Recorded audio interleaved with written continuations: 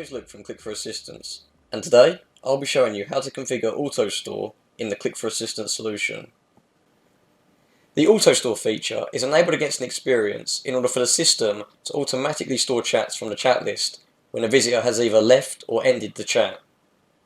Clients may wish to automatically store chats if they have a chatbot active or are handling a high volume of chats and don't have time to store each chat manually. In order to configure AutoStore, you will first need to navigate towards Tools on the left-hand side and select the Chat module. Once you've located the relevant experience, you'll need to click on the Settings button.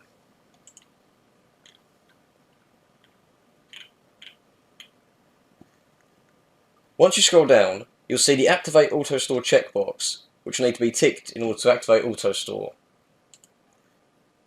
You can then enter a reference, which is optional and will be added against all of the chats that are auto-stored. You will then have to select a rule you would like the AutoStore to follow.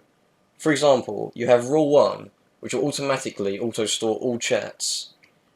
Rule 2, which will only auto-store a chat if the visitor has not sent a message. Rule 3, which will only auto-store a chat if the operator has not sent a message. And Rule 4, which will only auto-store the chat if both the visitor and operator has not sent a message. Once you've chosen the rule, on the right you can select the end categories that the AutoStore chat will be assigned. Lastly, there is the Store After drop-down, which is how long it will take for the system to automatically store the chat once it's ended. Once all the relevant details have been entered, you can click Save.